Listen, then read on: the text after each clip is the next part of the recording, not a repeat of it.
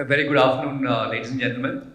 I think part of my task is a little bit softened by the so-called warming up that has happened. But it's a topic which is called gas. It's a lot of gas actually, starting with CNG, LNG, and hydrogen. But jokes apart, I would also kind of add a little bit of electric to this because I think we're talking about alternative fuels. While hydrogen may not seem to be there in the immediate future of, when I say immediate future, in the next maybe 5 years, of course, Shailesh will be here to tell us whether it can be earlier or whatever it is. But we will start this panel discussion with CNG, which is a fairly well-known fuel, followed by LNG, where we will spend a reasonable amount of time for the reason that this is one underrated fuel, which for many reasons, which I would request Mr. Ramasubramaniam to kind of throw a light on, because as Blue Energy Motors is probably the single or the only manufacturer who is into LNG trucks. So we will try and understand what have been the roadblocks for this fuel not taking off. What is it because of? Is it infrastructure? Is it availability of vehicles or whatever it is? So we'll talk about that. We will spend time on hydrogen too, with Shailesh leading this piece.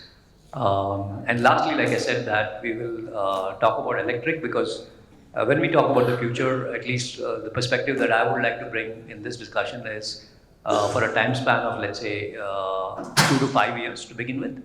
And then maybe we look at fuels which are relevant, which are 5 years and plus. So no discussion will be complete without talking about electric. While I think a lot of discussions happened in the previous panel, I would just touch upon it lightly and of course take views from this August panel in terms of what do they feel about electric. Will that be one of the, and because it's the closest which can come to net zero apart from hydrogen. And I learned this new jargon called the messy middle. So we are predominantly going to be talking about the messy middle, which is between diesel and a full-blown net zero kind of a product, which could be hydrogen or, for that matter, electric, so to speak. So, so let me begin by kind of, and of course most of you would know about it. I think the economy of India is pretty much spending incommensurately high amount of foreign exchange on importing in diesel. Let's face it that 70% or plus of our energy needs are met by either coal or by oil. When I'm saying coal, it's in the energy mix today. Not necessarily, obviously, it's not, we don't have commercial vehicles with coal. But the fact is that 70% of this mix is these two fuels. India wants to kind of, to begin with, gasify the economy. So from a current level of penetration of about 6% of gas, which is used in India, and when I say at a gas perspective, it is not necessarily only automotive. It is also the CGD or the city gas distribution is what we call it. And in some of the industrial units, they use gas already. So the target of the government is to move this level of 6% to 15% by 2030. So that's the objective. And that's where I do believe that the government's intention was that they will ramp up bringing in LNG for some strange reason, which I will seek the panelists' inputs, is that why has it not happened? Why is it still, stillborn kind of a baby, if I can call it that? So that's very important because going forward, and of course I need to quote a couple of pieces of, shall I say, high level or high frequency indicators. India is the third largest emitter of GHGs in the world. So that's point number one. Point number two is that the energy consumption of India between the period of 2000 and 2022 has gone up by 2.4%, so 2.4 times. So which means that going forward, the energy requirements will just multiply because the way we are growing and we are talking about becoming the third or the fourth largest economy, so this is going to just explode. So which is why it is very important for India to look at alternative fuels. So what if it is the LNGs and LNG to begin with, CNG is already there. So I think, so the way I intend to structure this presentation is that we can go through the initial set of a few minutes on CNG, because CNG is a known fuel, it's available. But having said that, I must also say this, that there are countries like Thailand, which has gone through the experiment of trying in CNG to a fairly large extent. But courtesy the vagaries of pricing and the availability of CNG has kind of killed the demand for CNG in Thailand. I hope my figures are still relevant. And in India too, we have seen the way, because the two largest producers of both CNG and LNG are basically Qatar, from where we import from, and US is also becoming a very large exporter of LNG too. So they are also in the process of increasing their production. So we do believe that the so-called dynamics or the pricing of these two fuels will change significantly and to the advantage of India. So having said that, so let me kind of start off by first thanking the panelists, and I would draw upon to begin with experiences that let's say to begin with Mr. Prasanna Patwardhan, who I don't think he needs an introduction. He's in his hometown and a very leading fleet operator, so to speak. He has a mix of buses which has Prasanna, you said you have CNG. So how do you see this CNG as a fuel going forward in the future, in the immediate future? And I also heard you say that there has to be a mix of fuels, so to speak. So how do you see CNG, and do you think that anything that has gone wrong in the last couple of years, and how do you see it, let's say, in the next 3 years? Do you think that LNG will supplant it, particularly in the long distance buses? So people's choice is dependent on multiple things, one of which is environment. But honestly, when it comes to economic use of things, there are other factors which crop in. One of the factor for CNG is distribution. Because of, I would say, poor distribution, even after say 20-25 years of introduction. Even today, our cars need to stand in a queue to fill in CNG, whereas I can get diesel filled in few minutes. So one of the thing which is hampering growth of CNG is distribution system. Secondly, in last few years, now CNG is almost as costly as diesel. There is not much of a difference. So if you consider these 2 points, previously people used to stand in a queue because it was cheaper. But now that advantage has also gone. Your CNG vehicle is costlier than diesel vehicle. And CNG maintenance is also more than diesel maintenance. So if you consider all these factors, now advantage of CNG has gone. So unless any fuel which becomes easily available, economically viable and sustainable, people would not prefer to go in for that kind of fuel. So what is typically the price arbitrage that you believe should be there between diesel and CNG for you as Purple Mobility to buy CNG buses going forward? Price is, I would say, one factor, even if some difference, 5-10 rupees is fine. Previously it was 30-35 rupees was the difference. And today it is 2 or 3 rupees, somewhere there. But apart from that availability, and I spend hours in a queue, which reduces my productivity. Got it. So that is more harmful to business than the price itself. Sure. I'm surprised as a leading operator puts economics a little behind, but let's park it for a while. Mr. Anuj Sethi, SML Isuzu has been one of the forerunners as far as introducing CNG buses. What do you see as the current situation as far as CNG is concerned? And do you think that SML Isuzu will continue to invest in CNG going forward? Thank you very much. Thank you for calling me here for this discussion. As you said, we are the pioneers in the CNG as SML Isuzu beginning. Still, we are about 10% of our bus sale is CNG. Taking it back up to 2020, this was going because of probably the rate difference, and some of the states had that rate difference. But I will also add to that because there was a shift in the technology from BS4 to BS6 and then OBD1. There was some technology which was new and people were not aware. There are some major components which were having some problems in the after sale. I put it that with this, and now again this is picking up, but majorly it is again the government push. Pune, it may not be push, but Delhi, and some of the states in Bihar, they have started. So it is basically implementation, yes, is the government push, and of course the infrastructure as well as the queue and all that. We are still having a very good product, and we are going to continue as far as we are concerned, to my knowledge.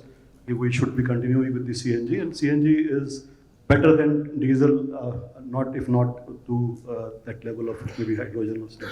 Sure. Thanks, Anuj. We've come miles ahead over the last 10 years in terms of the footprint of CNG stations. I do believe it's been a fairly intense growth. But having said that, you hit the nail on the head. Unless there is a regulation like what happens in NCR, if it doesn't happen in a few other cities, we are going to find floundering sales of CNG going forward. So my question now to Ashish is that at MTBL, you are not having a CNG product. Are you really missing it? And would you want to invest? Would your company want to invest that in the future? So what's your views on this?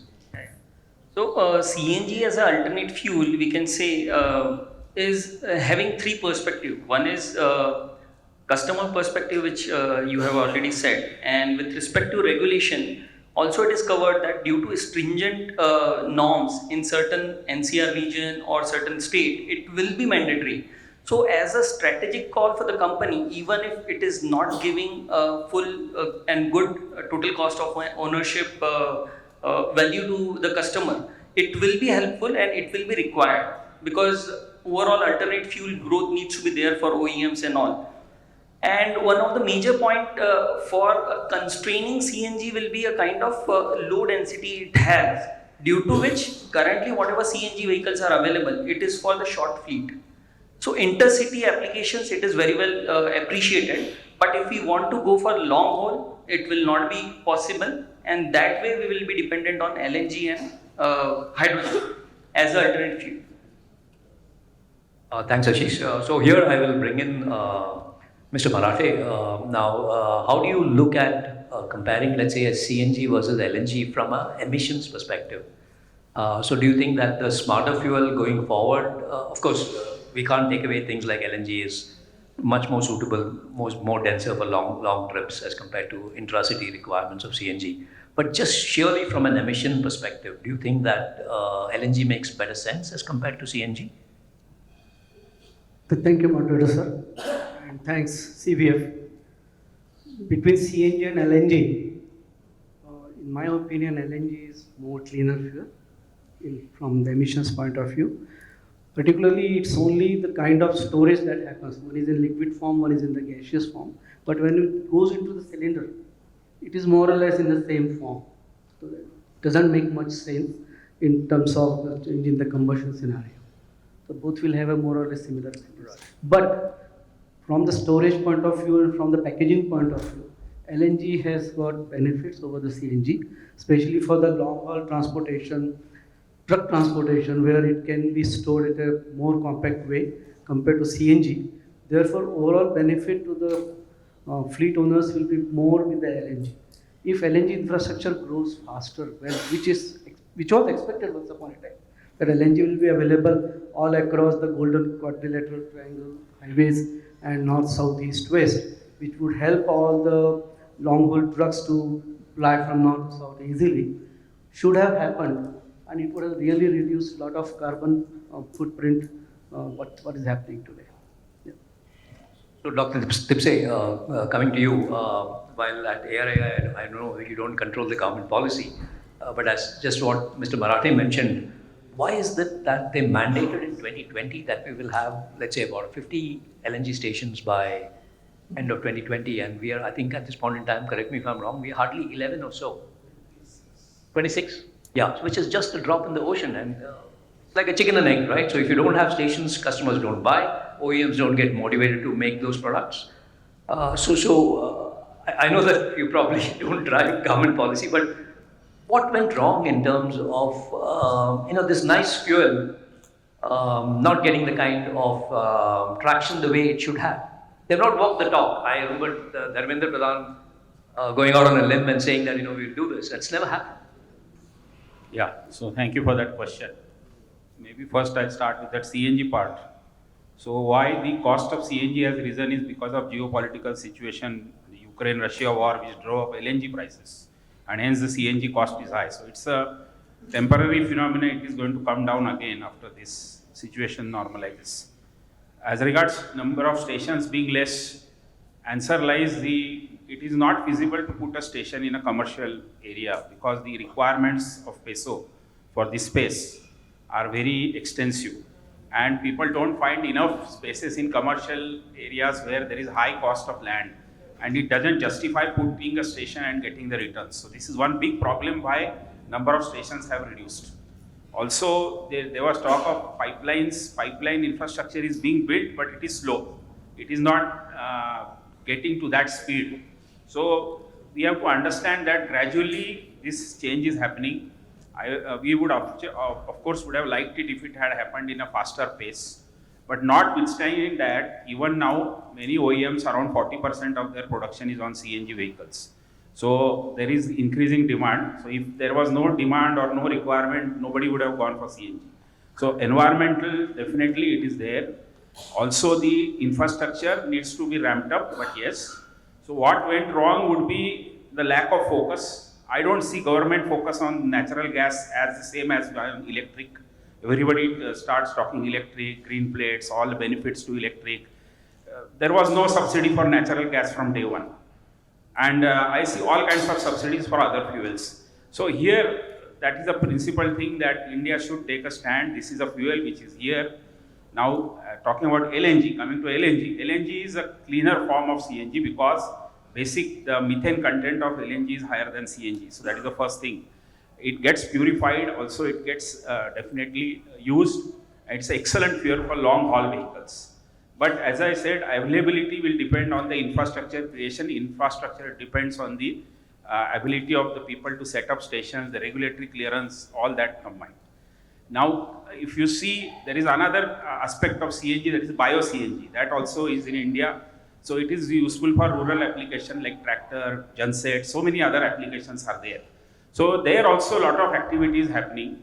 And I can say that people are developing solutions on bio-CNG, LNG, and also on the CNG. So each has its niche. CNG may be more popular as an urban fuel for urban buses, cars and that. LNG is excellent on the highways, and bio-CNG is in the rural parts of the country. So I don't see per se any threat. It's a what you call geopolitical situation which will improve, and some kind of benefit will occur.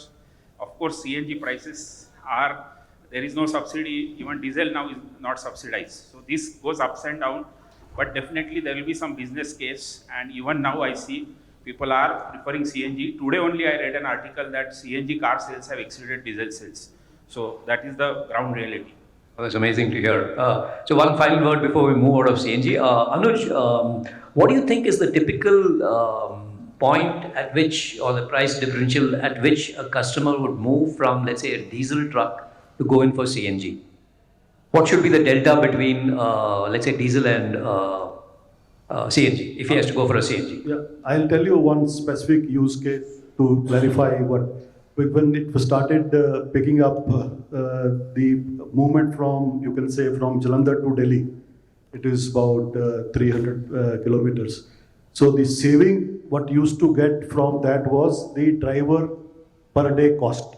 That was the driver used to be free, because if you fill a CNG station, CNG in the from Ludhiana or Jalandhar, it can up down from Delhi or from Delhi to Ludhiana. So because this was like Delhi was cheaper. So the saving was almost to a value about 20,000 if you do 1 month of the turning 20,000. So actually the operators were finding it very economical because of that. Then it happened because the cost difference changed and perception started changing. If the government is not willing to push it, So anything which is around about 12 to 15 rupees, a difference could be a good difference to sustain, and it can go a very long way with that. Got it. So if I were to summarize, with of course the consent of the group, is that the CNG is a fuel that is going to remain and stay, particularly suited for intra-city applications, and no better a segment than those school buses and stuff like that, which use majorly. I know that there are queues which happen outside. I've seen it happen in Delhi, but I think with more fuel stations, notwithstanding the space constraint, which I heard about, I think it's there to stay. So can we now move on to LNG, unless somebody else wants to have any final thoughts on CNG as a fuel? So we kind of put a marker saying that yes, I think this is a fuel which will remain, unless of course the government comes up and says that no, we have to move to net zero and therefore CNG goes out of the window. Yeah, Permission, please, I would yes, just please. add one thing. Government has put a lot of efforts in the past for several years to bring CNG to this status today. However, as everybody said, in spite of all those efforts, still CNG is not available at all places. It is not available to fill it faster, etc., etc. But a lot of work has been done Yeah. to bring CNG to this. In spite of that, there are some examples which is now killing the benefit that CNG has given over these years. For example, very recently, the government of Delhi has issued one mandate where they said that from a particular date of 25 and particular date of 26, three-wheelers running on CNG will not be allowed. Oh my God. That means whatever investment has been done so far, whatever has been done in terms of innovations and making the changes or all kinds of development will go waste. CNG is a cleaner fuel. It is better than the gasoline or diesel, for example. In that case, even the re-registration of the older vehicle is also not Okay. possible, and selling of new CNG vehicle is also not possible. This is not. It's not in the favor of CNG fuel. But electric will take its own time. This is my personal opinion. This will take its own time. And today, whatever is giving good performance, good service, should be promoted. So it's the consistency of government policy is what Government is. has done everything to promote CNG, and now they themselves are now trying to kill it. So this is. I think the car demand will continue to stay because obviously commercial vehicles run on a different path. Anuj, you want to say something?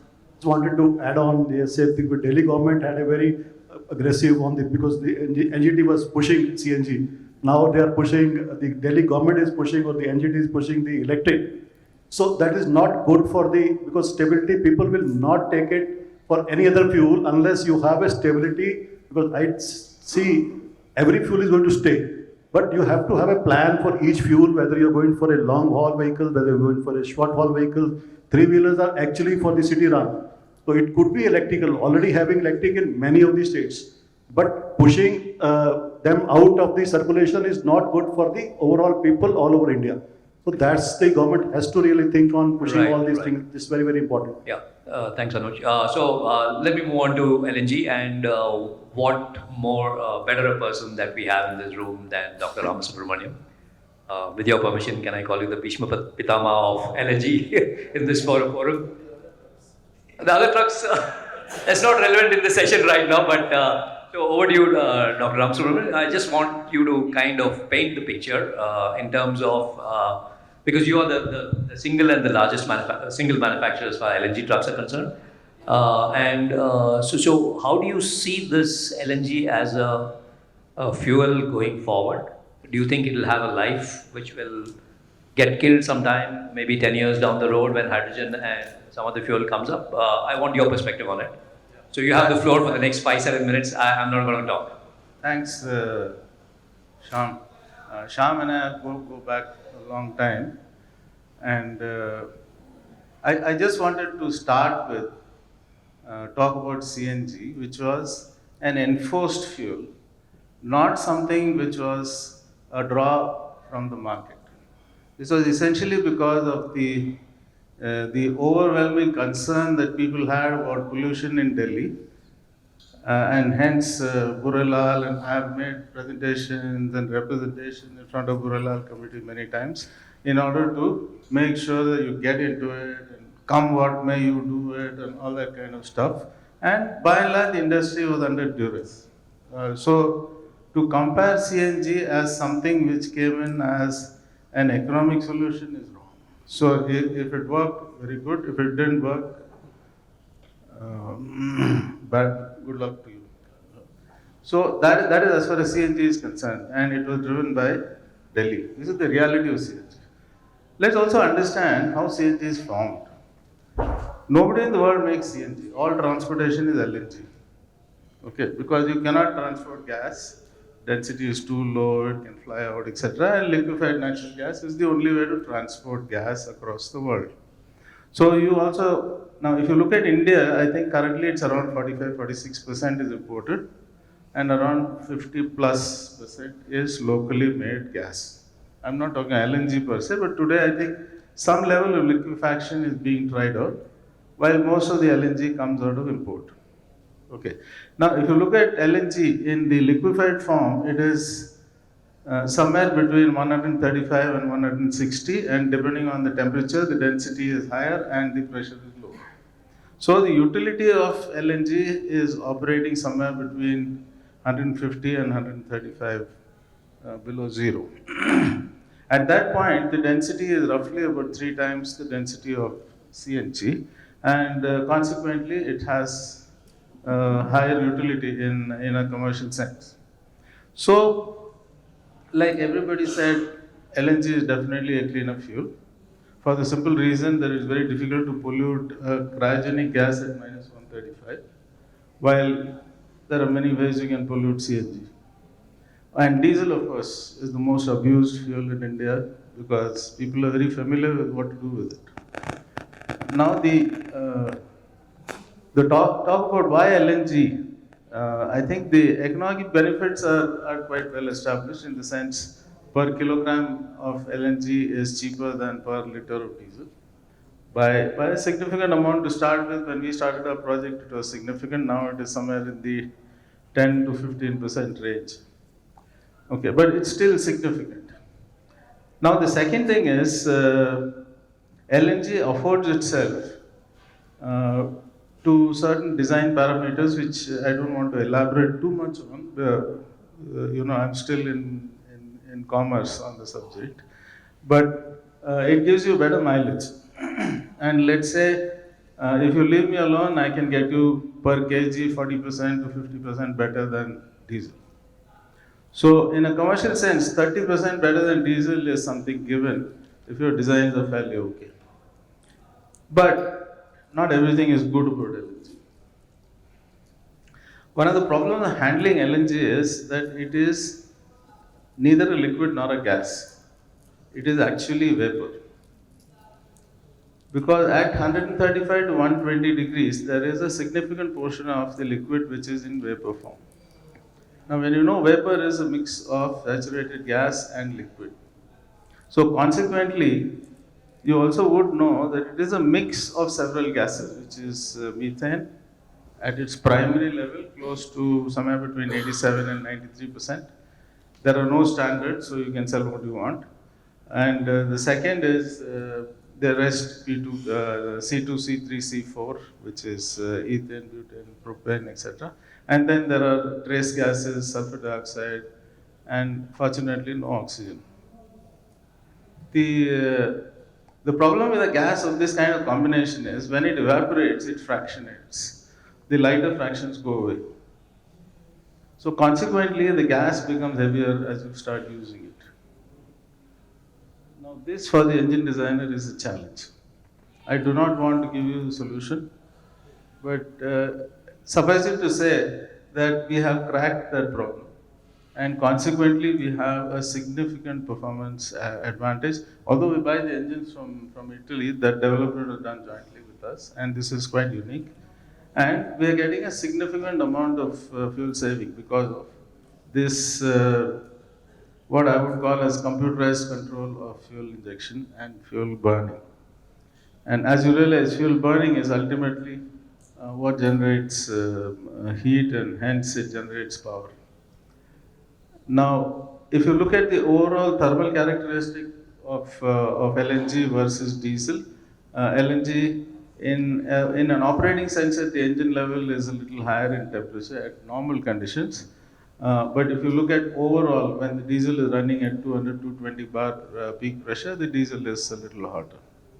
The most advantageous about LNG is the ability to burn it fully with intelligent combustion controls and not necessarily people intelligence, but electronic intelligence. Now, at the end of it, the emissions are much less. Let's say even at engine out, it's about 60 to 80% less on NOx. It is almost 50% less on particulates. It has slightly higher hydrocarbons, which is natural because it's all hydrocarbons. So any little bit of unburned gases will be. And of course, it has a certain hydrocarbon issue because of the venting which happens. So it's a special engine. It's not a CNG engine. You can't burn. I mean, there may be people who think you just put CNG and you can burn LNG. Yes, you can, surely. But it's like a schoolboy making an engine. I mean, Sorry to intervene here. No, don't have a terribly technical audience, including me. But the fact is that with so many advantages that LNG has, why has the government not accelerated building the infrastructure? What is your take in terms of this? Because if they had accelerated this, we probably could have had more manufacturers coming in. The economy could have saved much more forex. At a basic level, I would say we are going in for more sexy technologies. That's a basic level, because if you take 2020-21, LNG was the darling of the fuel community. They were saying, oh, everything is going to be great. By this year we'll do up 200. By this year we'll do 10,000, etc. But I have a particular take, and my company has a similar take on that, and that is, and CNG is kind of bearing that out. Okay. That if you depend on government, God bless you. Right? Now, if you are taking in a technology and making it work, please make it work as a commercial proposition. If government gives you subsidy, well and good, otherwise it has to survive on its own. That's the only way you can make things survive in a society like ours, which does not have adequate resources to support anything. So, whatever you get is essentially something which will be based upon the fancy of the day. Okay. So, let's leave it at that. Sure. I think Ashish wants to add.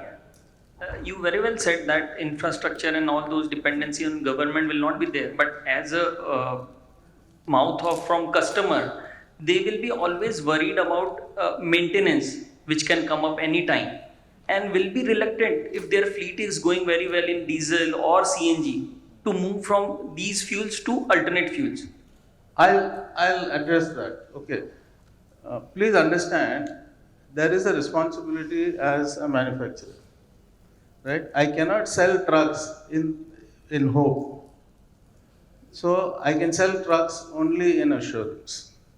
So what we assure our customers is LNG is our responsibility as much as yours. We'll make sure it's available, either through government or through private or whatever. Now, all expansion that happens in LNG trucks depends on the proliferation of the LNG stations. Now, what is it that we have done? Dependence on dispensing stations can be reduced two ways. By putting up a dispensing station yourself, or by making the truck run much further, so that distance between the stations don't matter. And what have we done? We started with a 1,000 liter tank, which PISO thought it's a piece of a bomb, and and they were quite scared of even coming near it. But today I sell 2,000 liters, two tanks, one on top of the other. And of course, people think that is the truck going to topple.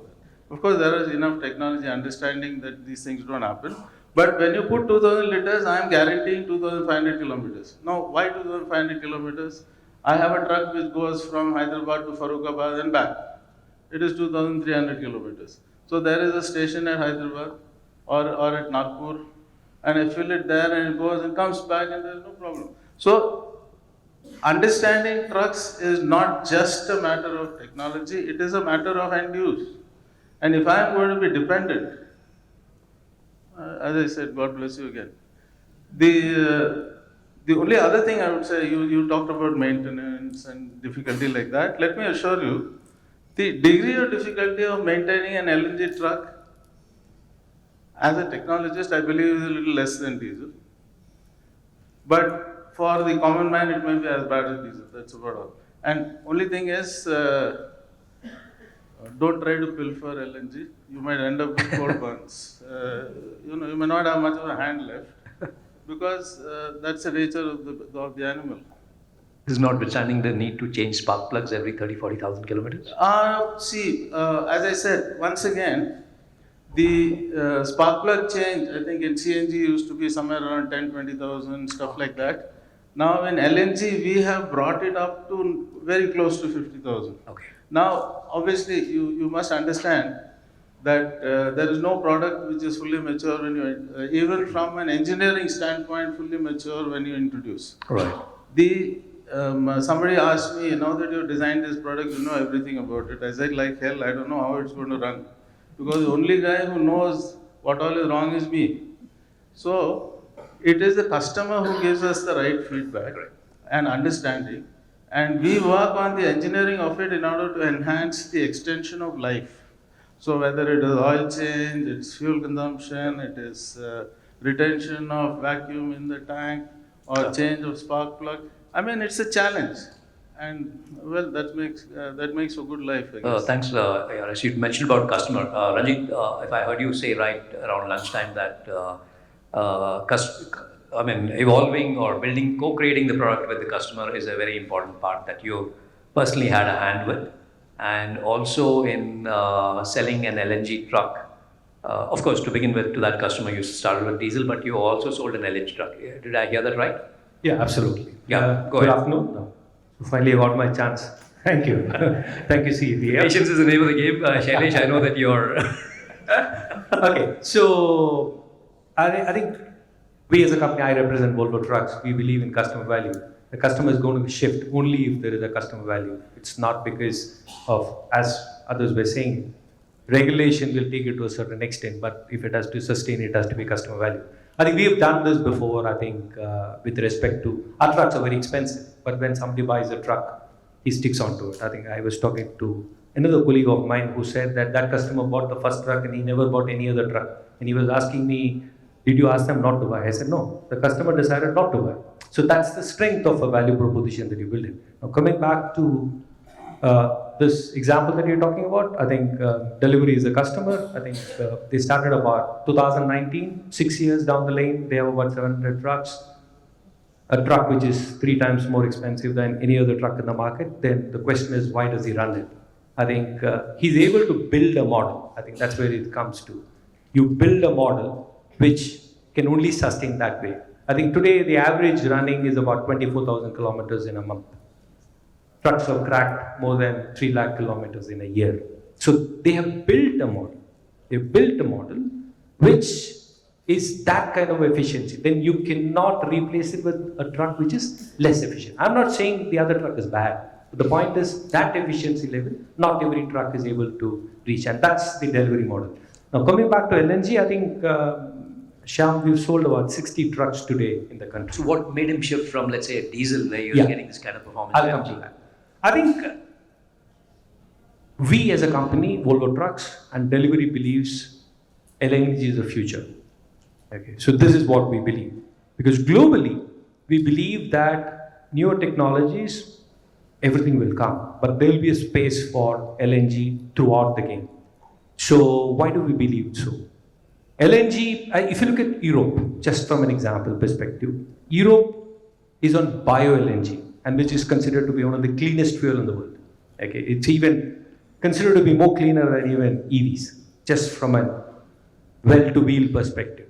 So, and that's what we also believe in this country, that for an India, a country which creates so much of waste, bio-LNG is the biggest alternate that we have. But I think government has taken some initiatives, some companies are getting into it, but it's far away from used by the industry. But we as a company, we believe LNG is the future from a heavy-duty, long-distance trucking perspective. EVs will happen. Only thing is we don't know when it will happen. I mean, carrying 2 tons, 3 tons of load and running for 300 kilometers, never sustainable. And if it has to run 1,000 kilometers, it's going to be some time. We believe LNG, at least the next 10 years, there is a clear visibility for LNG for the next 10 years. And if I go to what Mr. Ram Subramanian said, he's put in 2 tanks, and that's 2,500 kilometers. For EVs to reach 2,500 kilometers, I think we're talking of decades. So from that perspective, we believe that LNG is the fuel. And why did delivery shift? Delivery shifted because they had to bring the fuel cost down. And they knew that to bring that down, the efficiency of the LNG trucks have to be higher. So which means they put it into sectors where the fuel availability is not a problem. So they, for example, in and around Nagpur, Hyderabad, Nagpur, Pune, these are the sectors, Nagpur, Indore, that's where they're running. They're basically not brought down the efficiency of the truck. And LNG trucks are also clocking a minimum of 20,000 kilometers in a month. So they moved up the efficiency curve and they've retained because they want to prepare their organization towards LNG as a future. Then what will happen to government policies and all that is still not sure. But we believe that this will sustain and will take us forward. I think coming back to infrastructure, I think Mr. Ram Subramanian was talking about 26, 20 fully running, all the rest on and off. So with 20 in, okay, we're still running the country. Okay, now when would the rest happen? We'll have to wait. 1,000 by 2030. Anyway, it's a pipe dream. Let's leave it here. So Prasanna, you have a customer-facing role. So still staying on LNG before I come to electric. I know you run electric. Do you believe that if you were to run a long-distance bus operation, would you look at LNG? And I will stoke this controversial thing about BS7 coming in. I will get in both Dr. Tipse into this. So do you think that LNG would make sense for you and your customers, given the fact that, let's say, Ranjit has been able to kind of convince Delhivery? Do you think you have some early innovators of customers who would go on for an LNG long-distance bus? So in fact, we had quite a few discussions on LNG. In fact, with MSRTC also, there were quite a few discussions on LNG. But in reality, it has not happened. So we have not seen any vehicle with LNG engines. In entire MSRTC. So not MSRTC, even for private, no manufacturer is manufacturing. Only I know that Volvo is manufacturing LNG engines, and that too only for truckers and not for buses also. So for buses, LNG product itself is not available. I stand corrected, yeah. So we are willing to go for it because it would certainly benefit whatever Mr. Ram Subramanian said. It is very tempting to go in for LNG, but unless it is available, how do we do? So what's the longest route that you operate in terms of kilometer length? 1100 kilometers. Oh, that's long enough. Indore to Gorakhpur. That's long enough. Yeah. Great. So the time will come sometime. Let's wait for the government to do it. So any final words on LNG before we move? Dr. Yeah, Tipse. you are talking about BS7. I think BS7, yes. LNG can meet BS7. That's not a problem. On a clean fuel and already. I'm talking about BS7 diesel versus, let's say, an LNG. BS7. Yeah, diesel is also clean. If BS7 is there, it meets BS7. It is all clean. So I will not compare like that apple to apple, but it's like something which all the technologies which are being talked are clean in themselves. Because now the joke is that for a diesel engine, the inlet air is dirtier than the exhaust. So in Delhi, for example, so the diesel engine acts as a filter. Good one. So paradox. Yeah. So I won't say any. Somebody told me it is better to breathe exhaust. Yeah. In Delhi, but that is crazy. You can drink the water. So which comes. I'll assure you, So it's one a crazy idea. limited point I just want to say here. You are mentioning about, so the focus on natural gas, we don't see much. Ideally, it's a good fuel. What went wrong is that government focus should be brought back on the natural gas technologies, LNG, CNG, and even bio-CNG. Point is that government should dictate only technology. The norms. Government should say we need to meet BS7 and give level playing field to all technologies. Whichever technology meets that, regulation should be allowed and should not take sides. Government should not take sides. Mr. Marathi, what's ECMA's role in terms of influencing the government to do exactly what Dr. Tipse has been saying? Can I take a minute Yeah. on this? You talked about Euro 7, Yes. or BS7. And Dr. Tipse, the ex-ARA guy, it is not only engine emissions, Euro 7. because it is also brake emissions, it is also tire emissions. So we have to find a way by which we can do all that. So I think right now take it easy. So it's going to be concurrent, We all are, these going to, changes. we are going to live with BS6 for some time. Okay. I thought 2030 is more Even of Europe hasn't come as yet with an idea as to where they want to get in there. Because you see, the question I got of we believe emissions come only from the backside of an exhaust is being questioned. Okay. I know what- Because when you run the truck, tires emit, Yes. brakes emit, clutches emit, and all these things are also pollution. Sure. So it's work in progress. So I think we can't Right, really right. discuss seriously BS7. Right. So I come back to Mr. Marathi. Why not ECMA influence the government? Dr. Tipse was mentioning about that intake here is dirtier than the exhaust. We at ECMA, Mhm. a project, that data that we have collected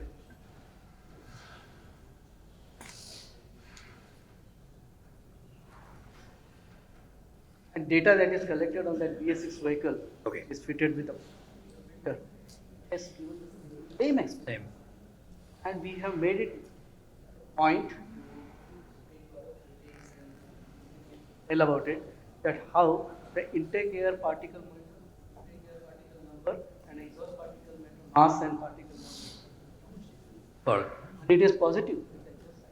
yeah. It's the beauty of the particle filtration. That means it says that BS6 onwards, Mhm. diesel performance will have tailpipe emissions near zero. Near zero. And with BS7 coming further, probably, it may so happen Even better. that BS7 vehicles, diesel vehicles, tire emissions overpass the Got it. tailpipe emissions. Yeah. So thank you for your patience, Shailesh. We are now coming to that fuel which has been, I wouldn't say a real darling of the masses, but it's a pie out there in the sky. So please break down this mystery of hydrogen. When is it that we're going to have? We hear about this Mukesh Ambani's 111 target. So how is Cummins? I heard from the same panel a few years back about HIs, which you talked about. I still remember that. So where are we on this? And I do believe that the government is incentivizing companies to invest in HIs. So please break this down for us.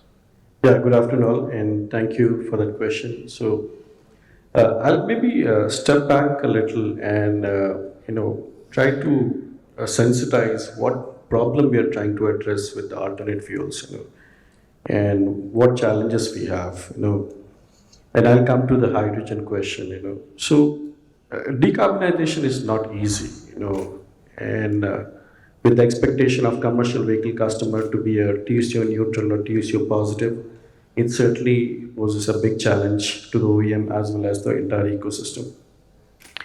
And we are talking about a technology, comparing a technology which is established for 100 years, diesel, and we are talking about infrastructure where we have 70,000 diesel fuel stations compared to a handful of alternate fuels.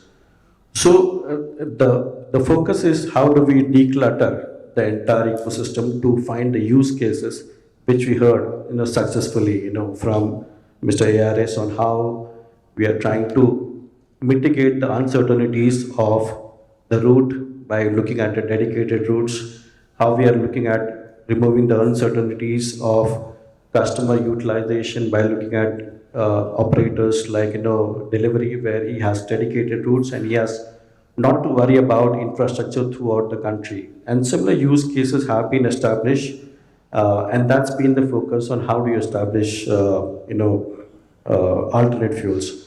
Just picking up from the question of bus, there is no product, think from the OEM perspective. OEM is also thinking, should I invest in a project which will make LNG bus, or a bus is already moved out and electric is the way forward.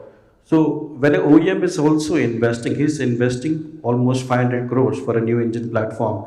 And unless he sees a long-term benefit, it's going to be challenging for him to bring up a product which you feel is a gap and government is not doing anything or OEMs are not doing anything, but they also look at business case, whether it makes a business case sense. Coming to hydrogen, yes, in terms of challenges, you'll still face the same challenges, uncertainty on the infrastructure, uncertainty on the versatility which I'm losing on the vehicle, and how do I overcome those. So you'll see government has been focusing on how do we first prove the technology. MNRE has been doing a binary work with the OEMs in trying to develop ecosystem, trying to pilot all the possible combinations, fuel cell, hydrogen ICE, along with the ecosystem to pilot and see what kind of benefit or leverage we get in this decarbonization technologies. And then possibly look at those learnings and try to formulate the policies. Happy to say that, we have already an engine, hydrogen ICE engine working in the truck right now, 55-ton truck, which was kicked off by MNRE with our JV partner. And it will run now for 60,000 kilometers. And ARI is partner to that, and they will have all the visibility of the data. So the idea is to look at what kind of benefits we are getting on CO2, what kind of performance we are getting, what kind of incentives, what kind of viability gap funding we need to prove, so that we prepare similar kind of policy documentation, which possibly we have done for last 7-8 years on the buses, on the electric buses. So how do we propel the further technology on hydrogen by looking at a blueprint of infrastructure, and what do you need to do on the policy front? Just one short question, Dr. Harris. I've been given a red flag. I got to wind up. I have one last question for all of you, but just to understand, what's the sense that Cummins has in terms of the fact that when you would believe that hydrogen is something going to be commercially available for a market like India? See, again, it depends a lot on, it's not just about just the engine technology. Engine technology is available, we have it, the vehicle is running today. But what about the cost of the hydrogen? What about the infrastructure about the hydrogen? How flexible or how rigid the infrastructure would be? So it depends a lot on the ecosystem, which I believe government would start thinking after we complete this pilot projects for 60,000 kilometers, which is expected to get over by 2026. Got it. Thank you so much. Yeah, Dr. Harris, There final are a words. few, Shailesh, just to add to what you're saying, and if you disagree, go ahead. As far as hydrogen is concerned, obviously fuel cell is a very different subject, but we are talking about dirty hydrogen.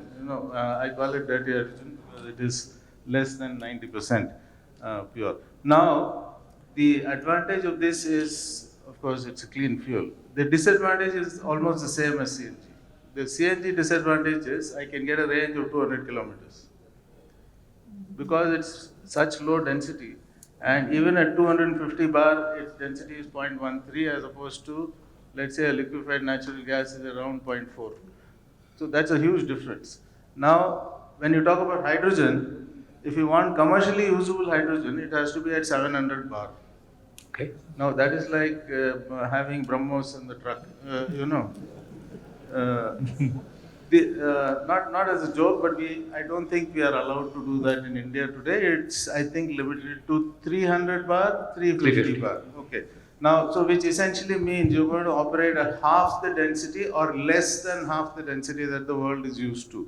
So even if you bring in technology, you probably will have about 100 kilometers range. So I think that is something which we need to think about. Of course, we are working, and including me, very strongly with government to allow 700 bar. 700 bar does not work with steel and metal parts. It operates only with plastics. You'll be surprised that plastics and composites are the only way you can handle 700 That bar, okay. And in India, I think we use plastic as waste. I don't want to say more than that. Sir, I would hate to cut you short, but guys, the last part of my this session is that I wanted to do a quick round robin in telling us, starting with, let's say, Ashish, what do you see if you were to advise your company in putting your bets on?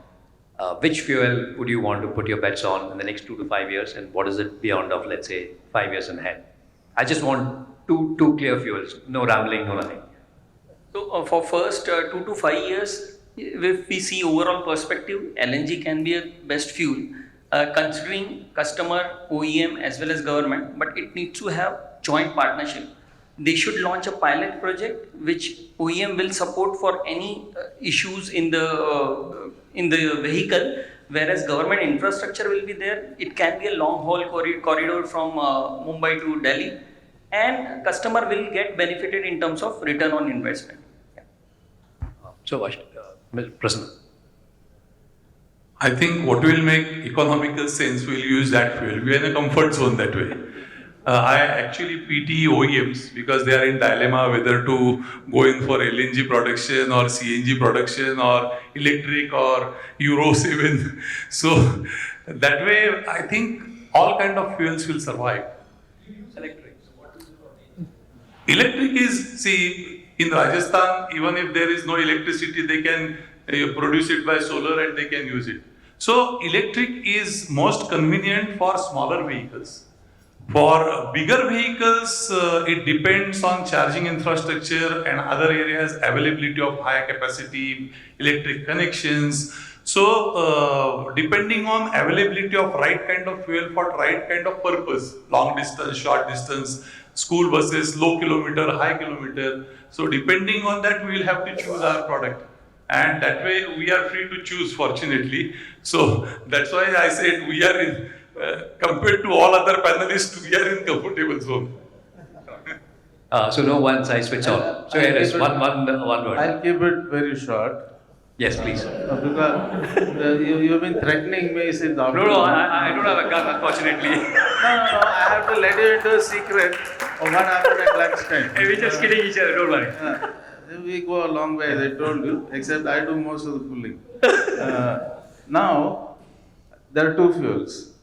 One is LNG for long distance. Correct. LNG is not good for short distance. True. Because it doesn't make sense. Too complex. The other thing is electric for short and medium, irrespective of size of vehicle. Mark what I'm saying. Got it. Okay? And third, just an advice. Atmanirbhar is not only for Bharat, it is also for companies. Thank you. Mr. Marathi.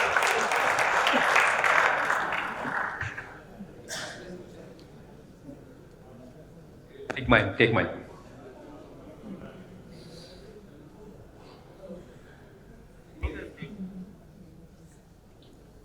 Hello. Quite critical and complex question to me, at least for me.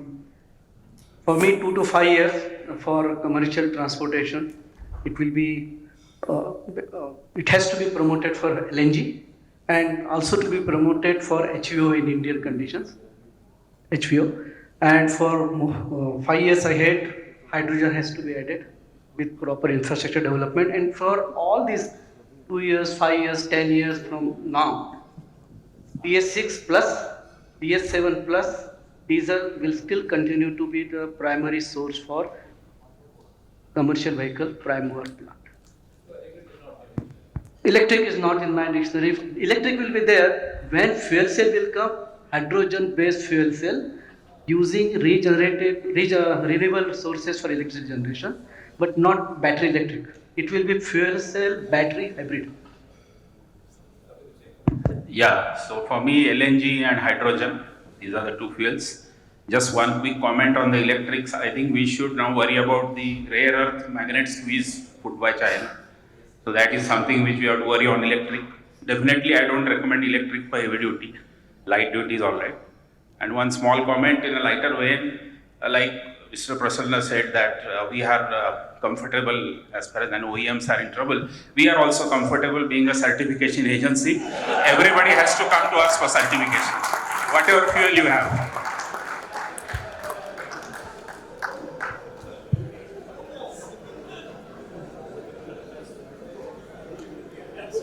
Okay. So for the, I would talk about segment wise. For medium and heavy commercial vehicles, I think we would, as a Cummins, would still bet on diesel for the next 10 years or so. That doesn't mean that you will not have place for alternate fuels, but major propulsion technology would still remain diesel, is what we sense. For buses, we think electric is the way, and we would put a bet on electric for the next 5 years, not LNG. As an OEM, I don't think we have a choice on picking one or the other. All the four we feel will exist for various ways, test cases. From a heavy duty trucking perspective, we are betting on LNG at least for the next 10 years. I think EV completely depends on the changes that are happening in China. So I do not want to discount what will happen on the batteries from that perspective. You will never know what will happen, especially with rapid charging. If 10 minutes comes in and you are able to get 1,000 kilometers, all our discussions are changed. Thanks. My take is the LNG, yes, is going to be next 2 to 5 years. But for electric, it is the public transport buses and the small vehicles. It is going to be there for that matter.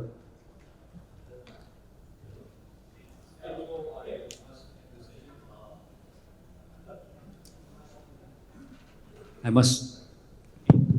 So I must end the session. So, sorry, guys. This is very unkind of me to do this, but I'm already 6 minutes beyond of the time allocated. So it's been a wonderful panel. I loved every moment of it. A lot of learning. And I do believe the audience liked it as well and would have a lot of takeaways. Thank you once again. Thank you so much to our speakers. Ladies and gentlemen, I believe it takes a lot of preparation. My good lady, you have to give me. Yes, yes, sir. Yes, sir. See, Shyam has been an old friend. And this is the first time I'm telling him. And I think he did a wonderful job. He proceeded to discipline a set of completely unruly people. And for that, he deserves my compliments, and I suppose everybody will join me in that.